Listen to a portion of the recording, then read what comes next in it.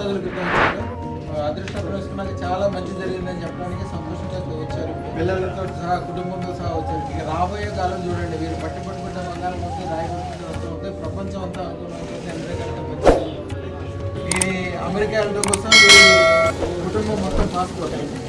శుభం బియా, శుభం బియా, శుభం బియా.